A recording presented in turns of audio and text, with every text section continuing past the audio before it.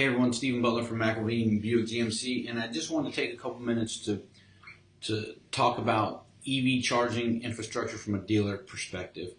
Obviously, when it comes to public available chargers for those traveling, it's real easy. You're gonna seek out the fastest charging speed you can get, the charger that gets you back on the road in the shortest amount of time, which at this time is going to be the 350 kilowatt charger, supercharger, the biggest one out there right now. So that's that. But as a dealer, when you're planning your EV infrastructure, when you're looking at your EV infrastructure build out, as dealers, we've got to look closely at the cost performance equation to fit, try and dial in on what the ideal infrastructure build is, the ideal speed, I'm going to make the argument that 180 kilowatt is the ideal charger for EV infrastructure build outs, and I say that based on a couple things. First, let's just talk about the numbers. So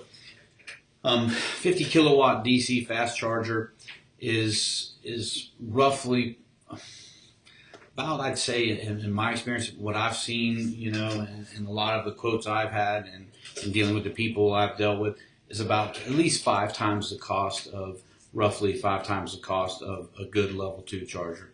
So at 5 times the cost, are you going to get 5 times the performance increase out of that 50 kilowatt DC fast charger over a 19 kilowatt level 2 charger? And the answer to that is no.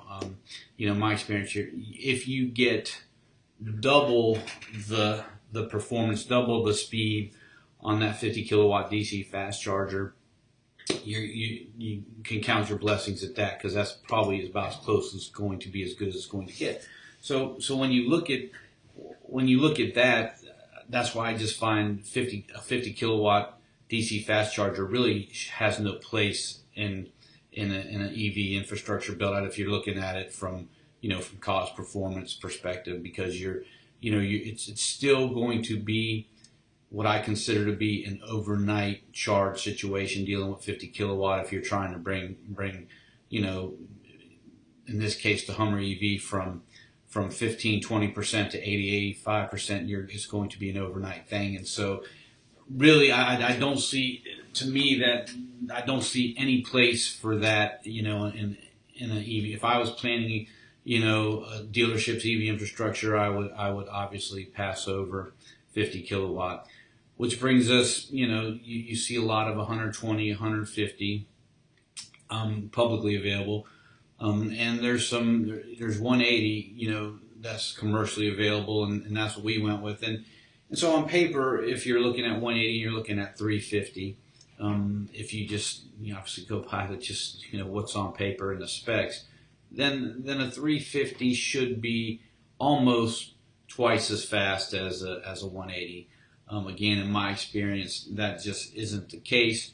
So, what I found, and I've driven a Hummer EV from Green Bay, Wisconsin to Charleston, South Carolina. I've driven a Hummer EV from New Orleans, Louisiana to Charleston, South Carolina. I've driven a Hummer EV all over South Carolina, North Carolina, and I've stopped at every speed, every vendor there is. And in my experience, at a 350 kilowatt charger, you're going to, I have never been able to charge in 30 minutes. It's a 40 to 45 minute stop to get your Hummer from, 15-20% to 80%. So you just figure 40 to 45 minutes is where you're going to be. On a 150, I've charged on several 150s, and I found that's interesting, is the 150 seems to hold to spec better than the 350 does. Obviously, what I mean by that is, on a 350, it's kind of in like a lion, out like a lamb.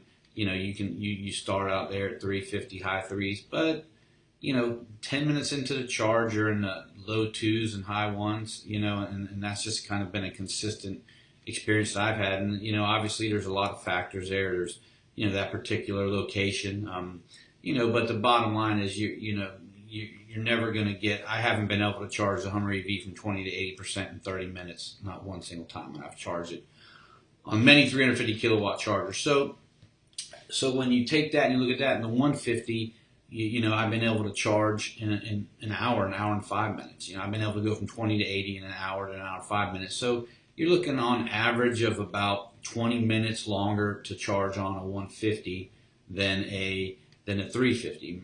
Even if it was 25.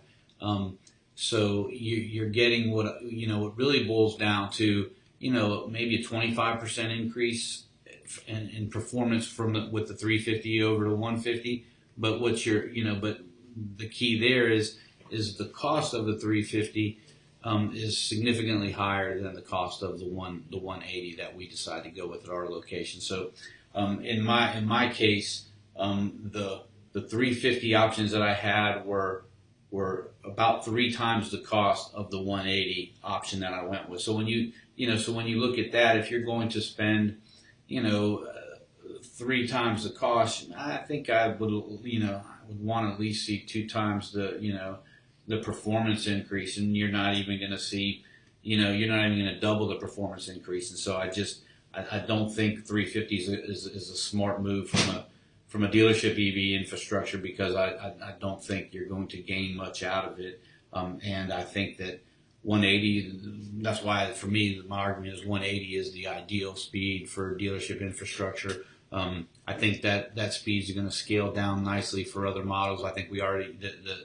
CR-V's already been announced. I think we know that can handle 350, but we know several GM products are going to, might only be able to take 190, so forth. So I think 180 is a great, is a great speed for that. And, so if you're a GM dealer, I get a lot of questions and messages on Facebook from guys who haven't gone through it yet. And so if this helps any, GM dealer who hasn't completed their, EV infrastructure build out, that's why I'm doing that, simply because, if you're a GM dealer, you're in one or two buckets. You're like me in our dealership where we started with ABM and then we cut ABM off and we oversaw the project ourselves.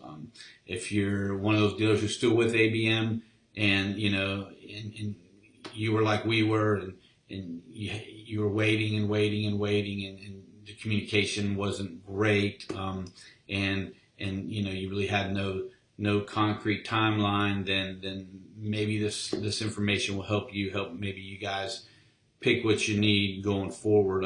The ABM, I think that was a great idea, in theory, when like all of us when that was first announced. But for dealers, we got a lot going on, and the last thing we want to get involved with sometimes is subcontracting contractors out, permitting and all that stuff. And I think with the EV stuff being new, we all thought that, hey, this company's going to take us from A to Z, and it's going to be kind of a turnkey situation.